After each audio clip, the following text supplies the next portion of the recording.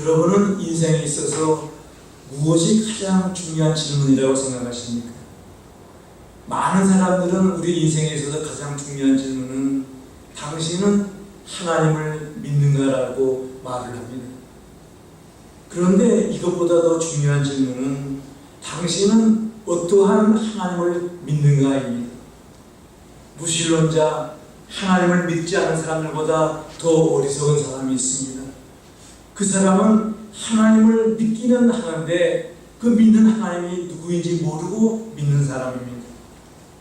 이 세상에는 하나님에 대한 여러 가지 다른 사실을 가르쳐주는 종교가 수없이 많습니다. 그 종교들은 하나님에 대해 말은 많이 하지만 하나님에 대한 올바른 진리를 가르쳐주지는 못합니다.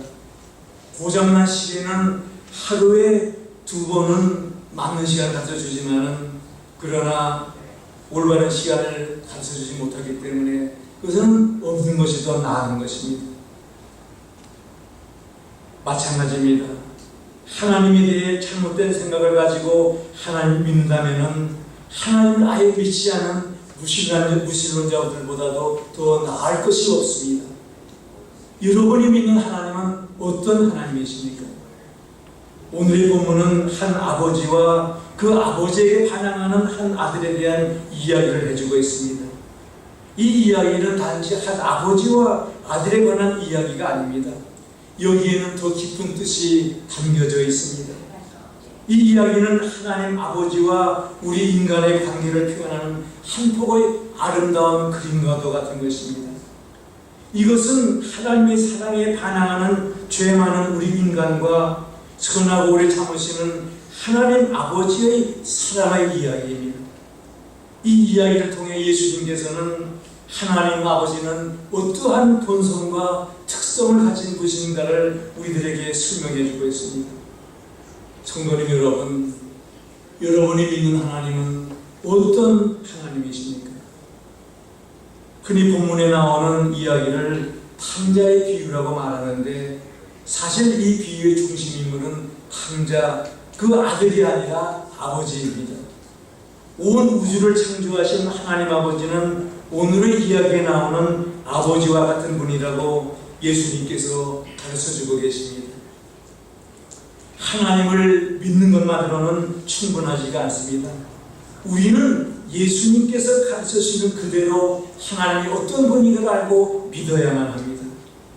그러면 예수님께서 비유로 가르쳐주시는 이 하나님은 어떤 분이신가를 오늘의 본문을 중심으로 함께 알아보십시오. 첫째로 하나님 아버지는 우리가 하나님의 말씀을 듣지 않고 반항하면 마음 아파하시는 그러한 긍휼이 풍성하신 하나님이라고 가르쳐주고 있습니다. 오늘의 이야기에서 둘째 아들은 아버지가 살아있는데도 자기가 받을 유산을 달라고 합니다. 본문 11절 12절에 또 이르시되 어떤 사람에게 2 아들이 있는데 그 둘째가 아버지에게 말하되 아버지여 재산 중에서 내게 돌아올 큰 것을 내게 주소서라고 말합니다. 신명기 21장에 의하면 그 2 아들을 가진 아버지는 그 재산의 3분의 1을 큰 아들에게 주고 나머지 3분의 1을 작은 아들에게 주게끔 되어 있습니다. 이 둘째 아들이 아버지에게 와서 이렇게 말합니다. 아버지께서 언젠가는 돌아가실 터이고 돌아가시면 재산을 저에게도 주셔야 되는데 저는 그때까지 기다릴 수가 없습니다. 그러니 지금 주십시오라고 말합니다. 아버지가 살아계신데도 재산을 나눠달라고 하는 이것은 아버지께 불효하는 것입니다. 유산은 아버지가 돌아가신 다음에나 받게 되는 것인데 지금 나눠달라는 것은 아버지를 빨리 죽으라는 말과 마찬가지입니다. 이 둘째 아들의 버릇없는 말을 듣고 아버지의 마음은 상처받고 아팠을 것입니다. 그러나 이 아버지는 이 아들이 해달라는 대로 그대로 해주었습니다. 아버지는 땅도 좀 팔고 또 가축도 좀 팔고 가지고 있던 그 귀금속도 정리해서 그 둘째 아들에게 돌아갈 몫을 해주었습니다. 이 둘째 아들은 아버지에게 받은 그 자기의 몫의 3분의 1의 재산을 받아가지고 떠납니다. 그는 아버지의 품을 떠나 재물을 모아가지고 먼 나라로 갔다고 이 13절에서 알려주고 있습니다. 아버지 품을 떠나 자기 마음대로 잘 살 수 있으리라는 생각을 하고 아버지 곁을 떠나갔습니다. 여기서 우리는 반항하고 예의가 없는 한 아이의 모습을 봅니다. 시간이 한참 지난 후에 가지고 간 재산을 다 낭비하고 난 다음 돌아온 이 둘째 아들이 집을 떠나갈 때 그 아버지가 맞아주는 그 모습을 보면서 그 아버지는 이 둘째 아들이 떠나갈 때 얼마나 가슴 아파했는가를 우리는 상상할 수가 있습니다. 아버지는 둘째 아들의 어리석은 행동 때문에 수많은 날들을 눈물을 흘렸을 것입니다. 분명히 이 이야기에 나오는 아버지는 하나님을 가리킵니다. 함께 생활하기를 원하지 않는다면 하나님께서는 우리가 하나님을 떠나가게 허락하시는 사랑이 많은 하나님 아버지십니다. 그러나 어느 누구라도 하나님을 떠나가게 되면 하나님께서는 그 떠난 사람 때문에 마음 아파하십니다. 여기에서 둘째 아들은 누구를 가리킵니까? 어떤 사람들은 이 둘째 아들이 구원받지 못한 사람을 가리킨다고 말합니다. 그런데 이 둘째 아들은 아버지 집을 떠났습니다. 그러므로 둘째 아들은 예수님을 구세주로 믿고 이미 하나님과 관계를 맺은 우리 그리스도인들을 가리키는 말입니다. 하나님께서는 우리의 아버지시고 우리는 그의 아들들과 딸들입니다. 우리는 여기에서 매우 중요한 사실을 이해해야만 합니다. 하나님을 믿는다고 말하면서 하나님의 뜻을 따르지 않고 내 마음대로 살 수 있다는 것입니다. 그러나 예수님을 구세주로 믿고 하나님의 자녀가 된 이상 우리는 아버지와 자녀의 관계를 끊을 수 없다는 이 사실을 기억해야만 합니다. 둘째 아들이 집을 떠나 있는 동안에도 그는 아버지의 아들이 아니었습니까? 그는 아버지의 사랑하는 품을 떠났습니다. 우리 그리스도인들도 아버지의 품을 떠나 둘째 아들이 저지른 그러한 잘못을 얼마든지 범할 수가 있습니다. 예수님을 구세주로 믿고 영접해서 하나님의 아들과 딸이 되면 하나님과 우리 사이에는 사랑의 관계가 이루어집니다. 하나님께서는 우리의 아버지가 되시고 어떤 것도 그 사실을 바꿀 수가 없습니다. 우리가 하나님 아버지께 반하고 불순종하면은 하나님께서는 우리를 그냥 그대로 내버려 두십니다. 그러나 하나님께서는 결코 우리를 떠나지는 않으십니다. 하나님과 함께 생활하기 싫어서 우리가 떠나갈 때 떠나게 버려두십니다. 우리가 하나님께 함께 생활하도록 강요하지는 않으십니다. 하나님께서는 팔을 비틀어 하시면서까지 우리가 순종하고 충성하게 만들지는 않으십니다. 강제로가 아니라 우리 스스로 차원에서 하나님을 사랑하고 하나님을 섬기기를 원하십니다. 하나님을 곁을 떠나 우리 마음대로 살 때 어떤 결과가 따라올 것인가를 아시면서도 우리에게 자유의지를 주시고 그렇게 하게 하십니다. 둘째 아들이 아버지 품을 떠날 때에 그 아버지는 마음 아파했습니다. 마찬가지로 하나님 아버지께서도 그의 자녀 중 누구라도 말씀에 순종하지 않는 삶을 살려고 아버지 곁을 떠나가면은 몹시 슬퍼하십니다. 우리가 믿는 하나님은 하나님을 반항하고 떠나가면 이처럼 마음 아파하는 긍휼이 풍성하신 분이십니다.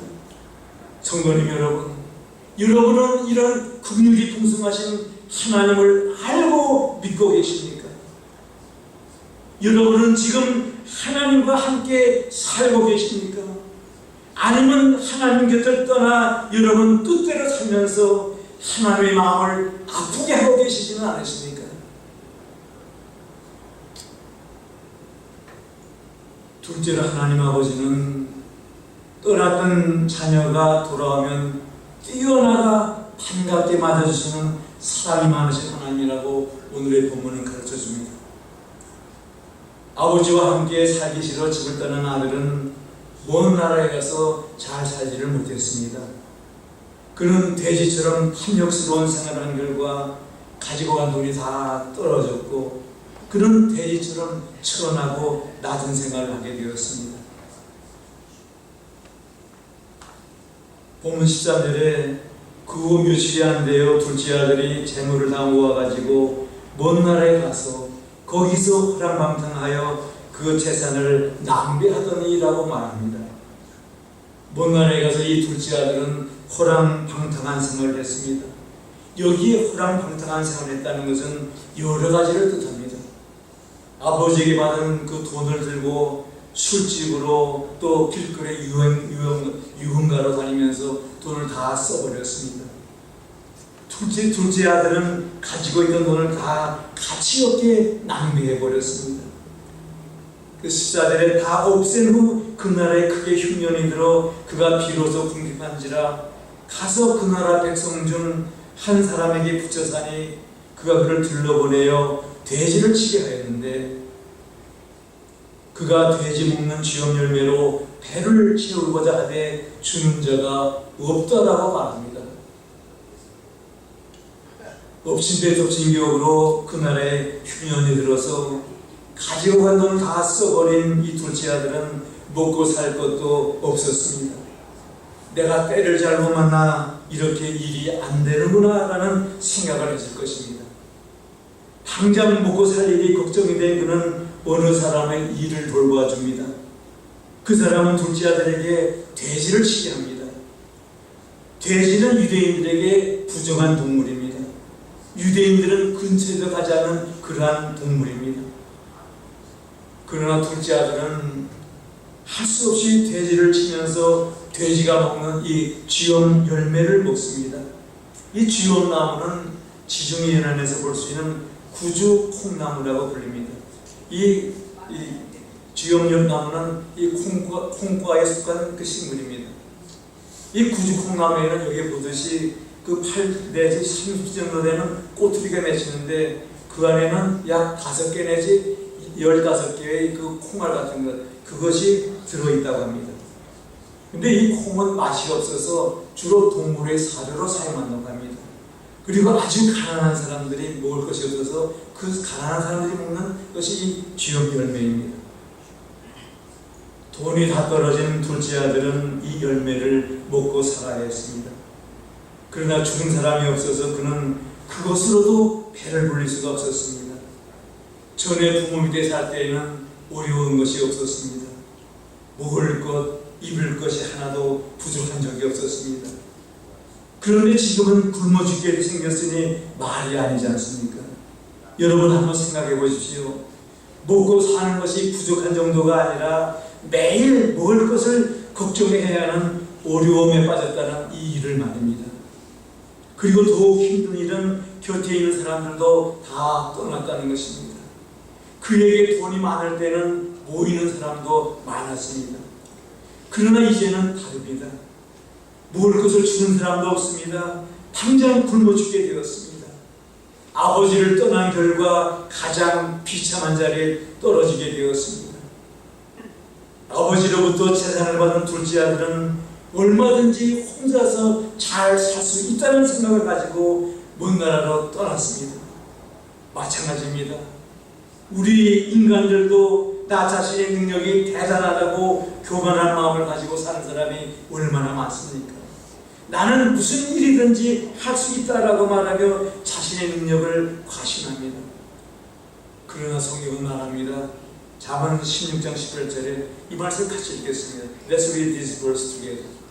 교만은 패망의 성공이요 거만한 마음은 넘어짐의 악자입니다. 교만한 사람은 망할 수밖에 없습니다. 이것은 만고불변의 진리입니다. 하나님을 의식하지 않고 자신의 능력만 믿고 교만한 사람은 누구나 패망합니다. 둘째 아들이 마음을 잡고 뒤돌아서려 했지만은 이미 때는 늦었습니다. 결국 그는 돼지우리에서 살아야 했습니다. 아버지 품을 떠난 둘째 아들은 돼지가 먹는 쥐염 열매도 마음껏 먹을 수 없는 가련한 처지에 놓이게 되었습니다. 그는 더 이상 견딜 수 없는 처지에 이르렀습니다. 그제서야 제정신이 든 둘째 아들이 말합니다. 17절에 내 아버지에게는 양식이 풍족한 품꾼이 얼마나 많은가. 나는 여기서 줄여서 죽는구나. 둘째 아들은 더 이상 비참해질 수 없는 지경 맨 밑바닥까지 떨어지자 생각하기 시작을 합니다. 이것이 우리 인간의 어리석음입니다. 비참해지기 전에 깨달아야 하는데 대부분의 사람들은 그렇게 하지 못하고 헤어나기 힘든 지경까지 다 떨어져서 더 큰 어려움을 당합니다. 여기 17절에 양식이 풍족하다는 이 말은 원어를 그대로 직역을 하게 되면 빵으로 둘러싸이다라는 이 말입니다. 이 둘째 아들은 아버지 집에는 일꾼들까지도 빵으로 둘러싸여서 먹을 것이 풍족한데 자기는 여기서 굶어 죽는다라고 말합니다. 그래서 쥐염 열매보다도 더 삼키기 어려운 자기의 자존심을 삼키고 그는 아버지께로 돌아가겠다고 마음을 먹습니다. 아버지에게로 돌아갈 마음을 먹은 아들이 말합니다.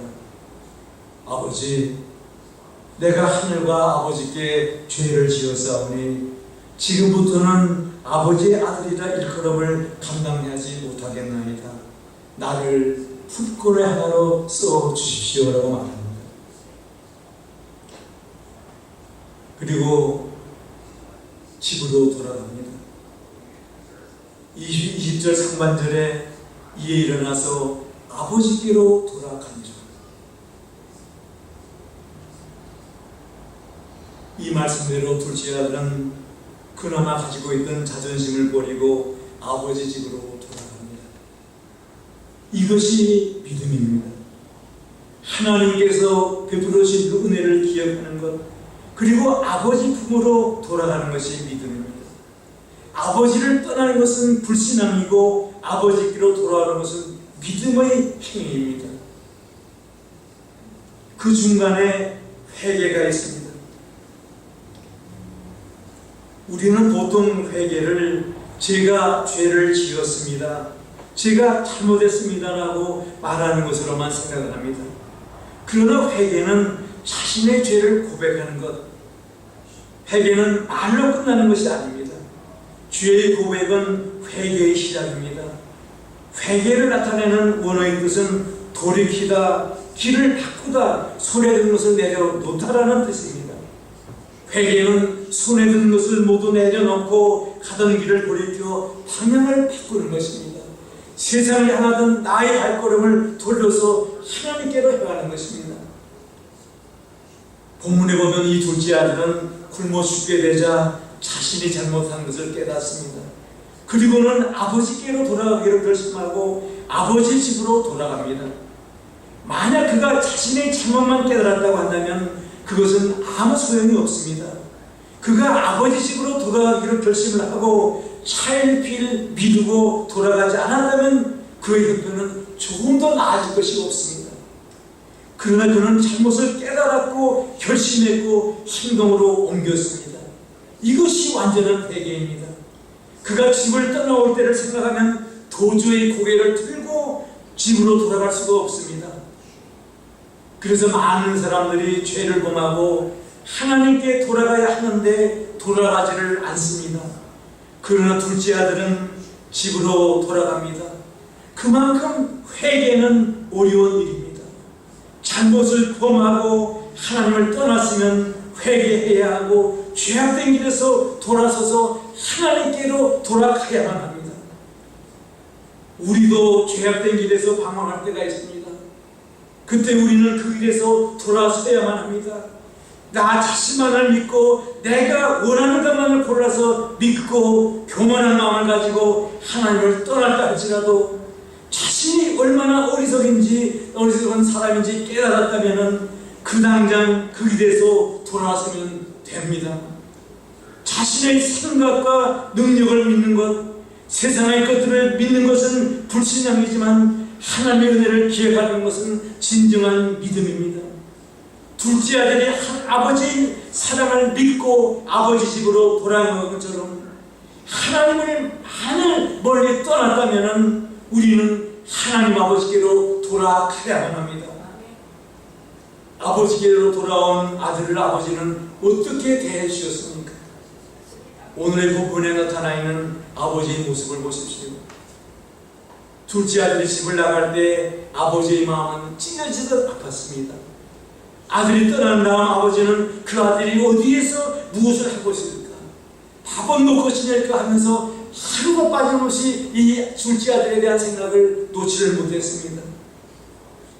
본문을 보면은 해가 지는 저녁 때가 되면은 아버지는 마을 어귀에 나가서 돌담에 기대에 서서 먼 나라로 떠난 둘째 아들이 걸어갔던 그 길을 바라보았음을 알게 됩니다. 둘째 아들이 집으로 돌아오는 그날을 기다리면서 아버지는 마을 길을 쳐다보면서 날마다 기다리고 있었습니다. 그러던 어느 날 오후 아버지는 구부정한 거리를 하고 힘없이 걸어오는 한 사람을 봅니다. 그 사람은 이 아버지의 둘째 아들일 수가 없었습니다. 왜냐하면 둘째 아들은 항상 걸음걸이에 힘이 있었고 그리고 머리를 바로 들고 그는 씩씩하게 걸어 다녔기 때문입니다. 게다가 그 사람은 누추한 옷을 입고 있었습니다. 둘째 아들은 항상 좋은 옷을 입고 다녔기 때문에 그 사람은 둘째 아들이라고 생각할 수가 없었습니다.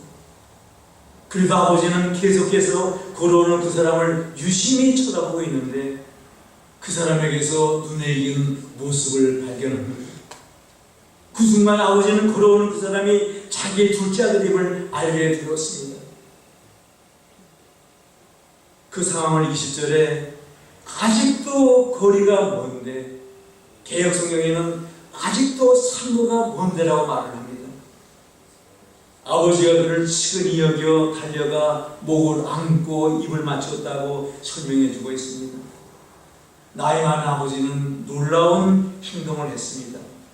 멀리서 걸어오고 있는 사람이 자기의 둘째 아들이라는 것을 알게 된 아버지는 길이 있던 돌담에서 몸을 일으켜 세우고서는 그 아들 향해서 달려가기 시작합니다. 유대인의 관습에 그 당시 남자들은 이런 긴 옷을 그 겉옷을 입고 다녔습니다. 그래서 뛰어가려면은 옷에 걸려 넘어지지 않도록 이 긴 겉옷을 입은 남자는 옷자락을 위로 들어 올려야 합니다. 그리고 잡고 뛰어야 합니다. 그래서 옷을 걷어 올리면은 그 남자의 다리가 보이게 되는데 이것은 정죄하는 사람들이 하는 일이 아니었습니다. 존경을 받는 이 유대인 남자들은 절대로 뛰지를 않았다고 합니다. 그것은 자신을 부끄럽게 만드는 일이기 때문입니다. 그런데 본문에 나오는 이 아버지는 옷자락을 걷어 올리고 둘째 아들이 올 때까지 기다리지 않고 아들을 맞이하러 뛰어갔습니다. 뛰어간 아버지는 한마디 말도 하기 전에 목을 안고 입을 맞추었습니다. 여기에 입을 맞추었다는 이 말의 원뜻은 많은 입맞춤, 여러 번 거듭 반복한 그런 입맞춤을 말합니다. 이것은 단 한 번의 의식적인 그러한 입맞춤이 아닙니다. 아버지는 너무나 기뻐서 그 아들의 숨이 막힐 정도로 목을 안고 계속해서 입을 맞추었다는 뜻입니다. 얼마나 감격스러운 장면입니까? 얼마나 아버지가 아들을 기다렸는지 잘 알 수 있지 않습니까? 돌아온 아들을 향한 기쁨을 아버지는 그대로 드러냈습니다.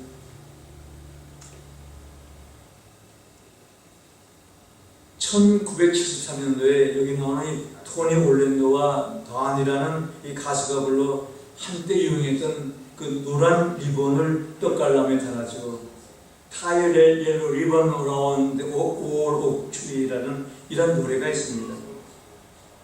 이 노래는 감옥에 갔던 한 남자와 그가 사랑하는 한 여인에 대한 노래입니다. 이 남자는 저지른 죄에 대한 벌을 받고 감옥에서 풀려나와 이제 버스를 타고 집을 향해 가고 있었습니다. 이 남자는 자신이 잘못했기 때문에 그 여인이 더 이상 자기 자신을 받아주지 않을 것이라는 생각을 했습니다.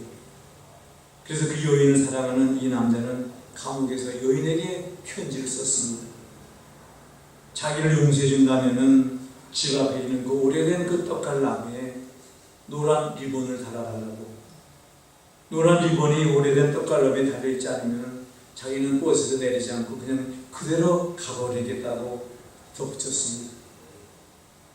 이 버스가 그 여인이 사는 동네까지 가까워지자 버스에 탄 이 남자의 머리는 온통 그 떡갈나무에 노란 리본이 달려있을까 아닐까 하는 생각으로 꽉 차 있었습니다. 그가 그 탄 버스가 그 여인의 집 앞을 지나갈 때 정말 노란 리본이 달려있을까? 이 남자는 노란 리본이 달려있지 않을까봐 겁이 나서 버스 운전사에게 부탁을 합니다. 노란 리본이 그 떡갈나무에 달려있는가 봐달라고. 그런데 오래된 떡갈나무에 한 개의 노란 리본이 아니라 수백 개의 노란 리본이 달려있는 것을 보고서 버스에 있던 사람들 모두가 다 큰 함성을 지르는 것, 승리의 함성을 지르는 것으로 이 노래는 끝이 납니다. 이 여인은 감옥에서 풀려난 이 자기 애인을 용서했을 뿐만 아니라 열광적으로 그를 환영하고 받아주었습니다. 버스에 탄 이 남자처럼 우리도 하나님께서 받아주시지 않을까 걱정할 수 있습니다. 내가 저지른 잘못이 너무나 많아 잘못을 뉘우치고 회개하고 돌아간다 해도 하나님께서 정말 나를 용서해 주실까 하는 그런 의문을 던지기도 합니다. 하지만 오늘의 본문은 우리가 잘못을 뉘우치고 돌아가면 하나님께서는 뛰어나오셔서 우리를 환영해 주시고 우리를 반겨주신다고 확실하게 말씀하고 있습니다. 문제는 하나님께서 우리를 용서해 주시고 받아주실 것인가 아닌가가 아니라 우리가 진심으로 회개하고 하나님 앞에 나가는가 아닌가입니다. 우리가 그저 건성으로 하나님께 나가는 것은 아무 소용이 없습니다. 우리의 몸과 힘과 마음과 뜻과 정성을 다 바쳐 하나님께 나아가 하나님께 용서를 빌어야 합니다. 하나님 곁을 떠나 잘못된 삶을 사는 사람들은 하나님께서 그들을 환영해 주실지 확실하지가 않아 하나님께 다시 돌아가기를 주저합니다. 성도님 여러분, 진정 우리 하나님 아버지는 어떤 분이십니까? 어떤 사람들은 하나님은 우리가 하는 행동을 지켜보다가 잘못을 저지르면 당장 혼을 내주는 귀신같이 무서운 존재라고 생각을 합니다.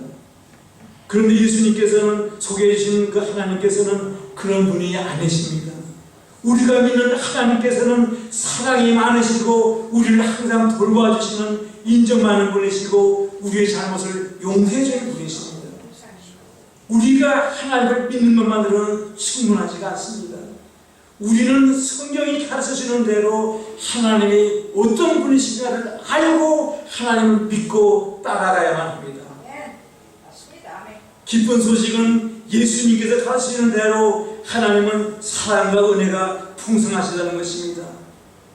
우리가 믿는 하나님께서는 우리가 잘못하고 반항할 때 마음 아파하시고 우리가 잘못을 뉘우치고 돌아갈 때 맨발로 뛰어나와 우리를 맞아주시고 용서해 주시는 그러한 하나님이십니다. 여러분은 그런 하나님을 믿으십니까?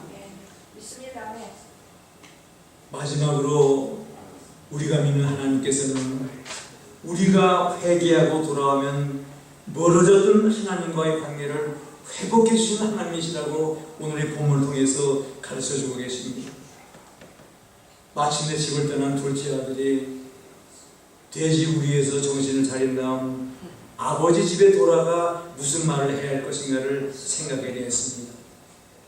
21절에 아버지, 내가 하늘과 아버지께 죄를 지었사오니 지금부터는 아버지의 아들이라 일컬음을 감당하지 못하겠습니다라고 말하겠다고 둘째 아들이 생각했습니다.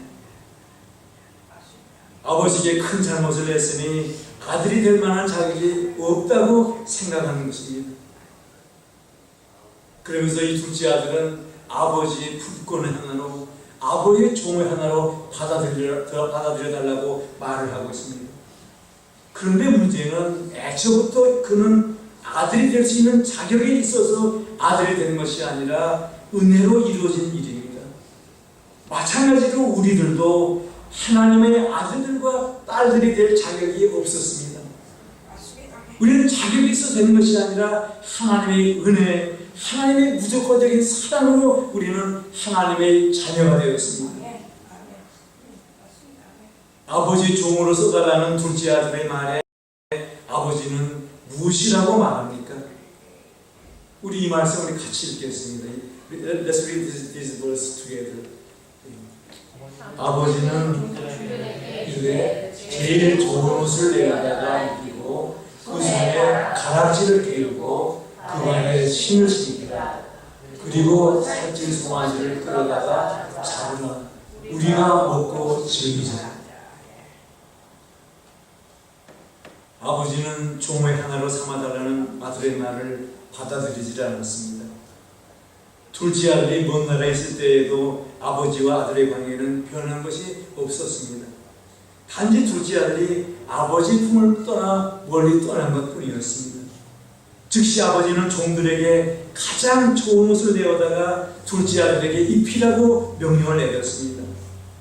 아버지는 둘째 아들이 저지른 잘못과 흠을 가려주시려고 깨끗한 옷을 입혀주셨습니다. 가장 좋은 이 옷을 입혀주셨습니다. 바로 이것이 의의 옷으로 우리의 죄를 가려주시는 하나님 아버지의 모습입니다. 그 당시 유대인들의 아들들은 그 가정의 권위를 나타내는 도장이 새겨진 반지를 끼고 있었습니다. 끼고 있는 반지를 찍는 것은 요사의 말로 유교에서는 사인하는 것과 같은 것이고 한국에서는 도장을 찍는 것과 같은 것입니다. 아마도 이 둘째 아들은 아버지가 준 반지를 끼고 먼 나라로 떠났을 것입니다. 그런데 먼 나라에 가서 돈이 떨어지자 그 반지를 팔던가 아니면 전당납표 돈과 받고 써버렸을 것입니다. 아버지는 그 아들의 손에 가정의 권위를 나타내는 새 반지를 끼워 주었습니다. 그래서 그 아버지는 아들의 표징으로, 그리고 종들은 신발을 신지 않았지만은 아들은 신발을 신고 다녔습니다. 그래서 아버지는 아들의 표징으로 발에 신을 신겨 주었습니다. 아버지는 아들이 먼 나라에 가서 잃어버린 모든 것을 다 회복해 주었습니다. 말을 듣지 않고 제 마음대로 행동한 아들이었지만 그를 향한 하나님의 사랑하는 마음은 변하지 않았습니다. 그리고 살찐 송아지를 잡아서 잔치를 벌입니다. 돌아온 아들을 보고 아버지가 얼마나 기뻐하고 있습니까? 여기서 우리가 한 가지 기억해야 할 일이 있습니다. 아버지가 둘째 아들이 잃어버린 것을 다 회복시켜 주었지만 그는 그 자신이 저지른 잘못에 대한 후회와 상처를 가지고 살아야 했다는 것입니다. 저지른 죄는 용서받지만 죄에는 항상 대가가 따른다는 것을 우리는 기억해야 됩니다. 그래서 우리는 죄를 짓지 말아야만 합니다. 오늘의 본문은 하나님께서는 우리가 죄를 뉘우치고 돌아오면 사랑스러운 손길로 우리를 아들과 딸로 환영해 주시는 사랑의 하나님이라고 가르쳐 주십니다. 세상에는 수많은 종교가 있습니다. 그중 대부분의 종교는 인간들이 복을 내려달라고 비는 일방적인 요구로 끝이 납니다. 거기에서는 신과 인간은 소통하지 않는다고 가르쳐 줍니다. 그것은 비인격적인 관계입니다. 이 비인격적 관계는 흔히 막연한 거리감과 두려움, 오해를 불러일으킵니다. 그러나 우리가 믿는 하나님께서는 자기 백성의 기도를 들어주시고 아파하면 같이 아파하시고 그들에게 말씀하시고 사랑해 주시는 인성과 신성을 가진 그런 분이십니다. 우리는 하나님과 소통할 자격, 하나님과 대화할 자격은 없지만 은혜의 하나님은 오늘도 우리에게 말씀으로 우리에게 그 뜻을 전해 주시고 우리는 기도로 하나님께 말씀드릴 수가 있습니다. 우리가 믿는 하나님은 우리가 하나님의 곁을 떠나면 슬퍼하시고 우리가 다시 돌아가면 기쁘게 받아주시고 그 관계를 회복시켜 주시는 그러한 분이십니다. 우리가 세상에서 당하는 눈에 보이는 고난과 그 고통을 통해 느끼는 슬픔과 고통은 하나님을 향한 우리의 눈과 귀를 어둡게 할 만큼 우리를 힘들게 만듭니다. 그런데 하나님께서는 우리가 당하는 고통에 관심이 없는 분처럼 느껴질 수도 있습니다. 그런데 그럴 때에도 우리가 믿는 하나님께서는 우리와 같이 계시면서 마음 아파하시고 힘들어 하십니다. 하나님께서는 피조물인 우리 인간을 버려두지 않으시고 오래전부터 선지자를 통해서 하나님의 말씀을 전해주셨습니다. 우리는 선지자들의 기록을 통해서 하나님의 성품과 뜻을 깨달을 수가 있습니다. 지금도 하나님께서는 우리 삶에 찾아와 함께 하시며 말씀하십니다. 그 하나님을 믿음과 순종으로 따를 때 하나님께서는 우리와 교제하시며 우리 삶 가운데서 구체적이고 현실적인 방법으로 역사하십니다. 성도님 여러분, 혹시 여러분은 하나님께서 원하시는 일을 하지 않고 하나님을 몰라 멀리 떠나 있지는 않으십니까? 하나님을 믿고 따른다고 말을 하면서 실제로 하나님께서 원하시는 자리에서 멀리 떠나 내가 믿고 싶은 것만 믿고 내가 원하는 대로 행동하면서 살고 계시지는 않으십니까? 그렇다면 하나님, 제가 하늘과 아버지께 죄를 범했습니다라고 고백하고 용서를 구해야만 합니다. 하나님께 더 가까이 나갈 마음이 있으십니까? 그런 마음이 있는 사람에게 하나님께서는 내가 너를 사랑해주고 내가 이 팔을 벌리고 너를 기다리고 있다고 말씀하십니다. 용서함 받기 원한다면 하나님께 구하십시오. 우리가 해야 할 일은 주님께서 주시는 그 사랑을 받아들이기만 하면 됩니다. 사랑이 많으신 하나님께서는 그의 자녀들을 절대로 내버려 두지 않으십니다. 집을 나간 둘째 아들이 집으로 돌아오기만을 지켜보며 아버지는 기다리지 않았습니까?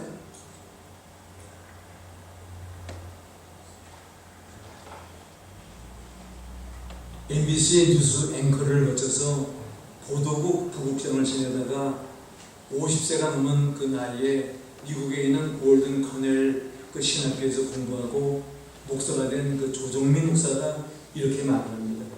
그 목사님 하신 말씀을 제가 그대로 읽겠습니다. 은혜를 경험하면, 다른 말로 하나님을 만나면 인생에 지진이 일어납니다.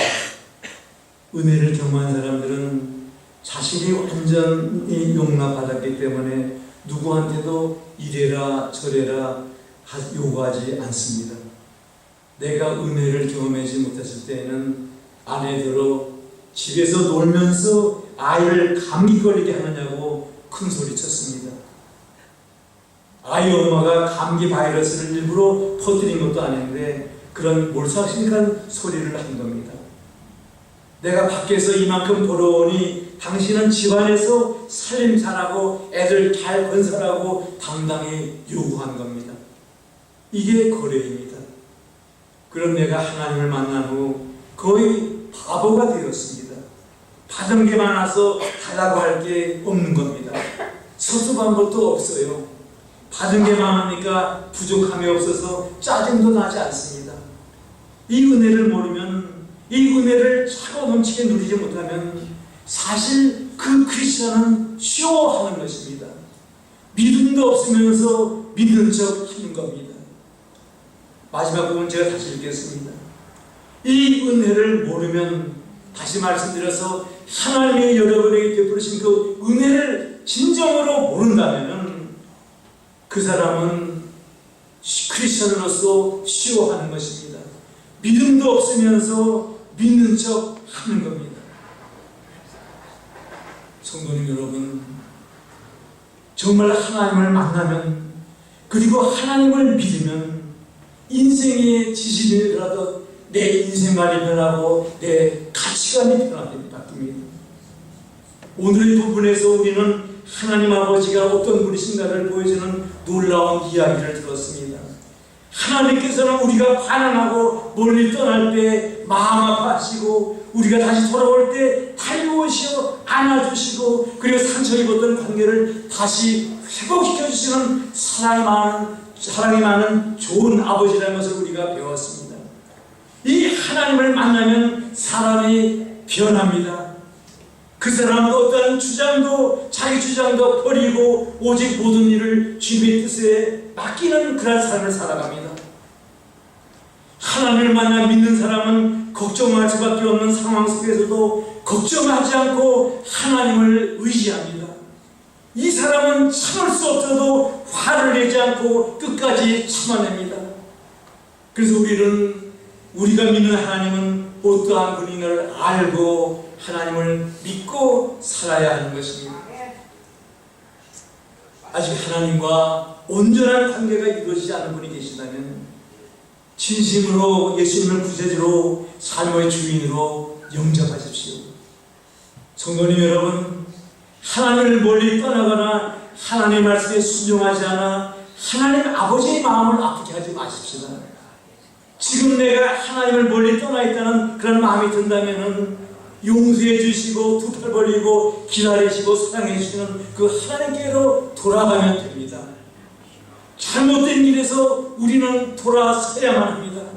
하나님을 올바로 알고 하나님을 믿고 그리고 하나님과 올바른 관계를 맺고 사는 일은 이 세상에서 가장 중요한 일입니다.